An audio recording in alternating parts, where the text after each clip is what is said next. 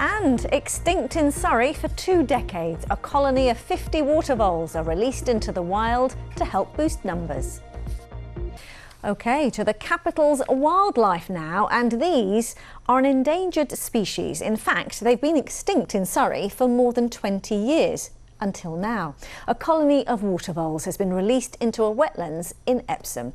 It follows the successful reintroduction of beavers in parts of London. Both species are important for the environment and the ecosystem.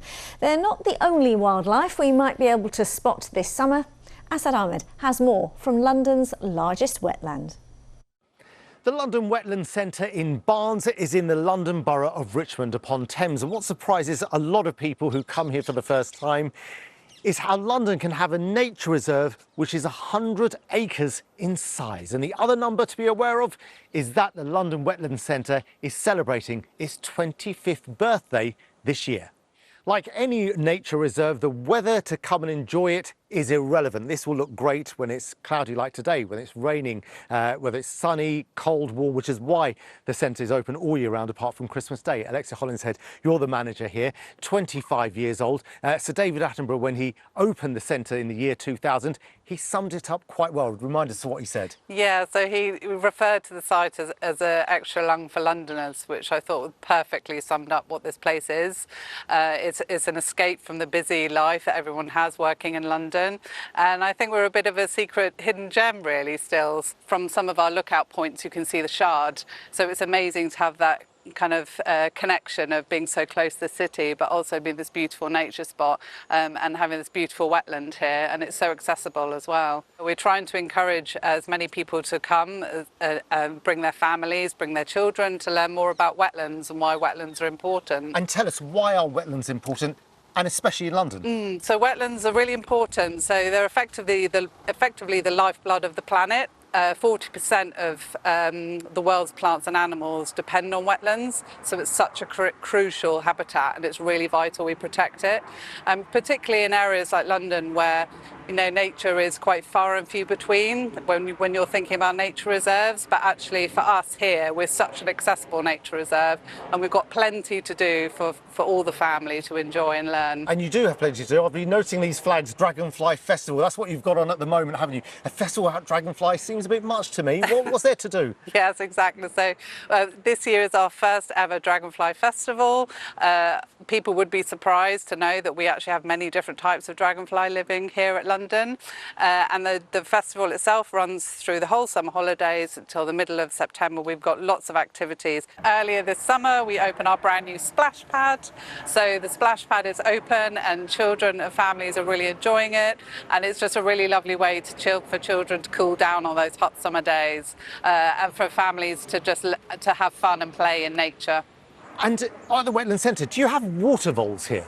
Yes, we do. They are very elusive and rarely seen, but yes, they are here. Well, that's interesting because not far from here in Surrey, there's a team which is working on reintroducing water voles to the county after being away for many years. There are lots of environmental reasons why they're doing that. It's something that Yvette Austin has been looking into.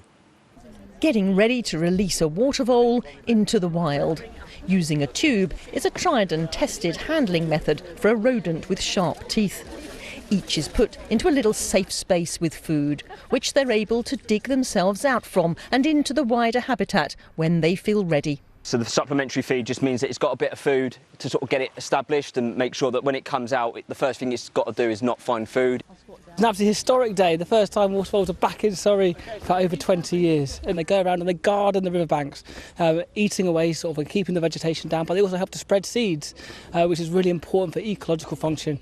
The water voles were bred in captivity at the Wildwood Trust in Kent.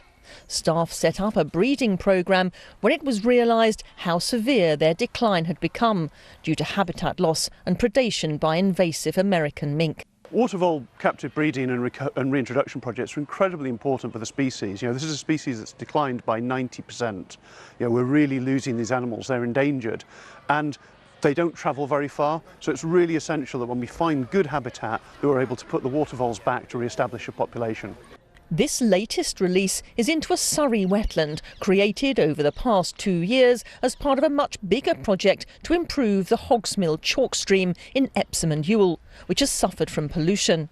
Importantly, there are no mink here. Putting the watervoles back really is the cherry on the icing on the cake, and we've had to bake that cake, and that's taken many years. So we're just so excited to be here and to get the watervoles out and see them going into their new habitat. The wetland is seen as a prime example of a nature-based solution to sewage river pollution, with plants filtering the water, something conservationists say could be replicated across the country, potentially providing homes to even more watervoles. Yvette Austin reporting, and thanks to Assad before that.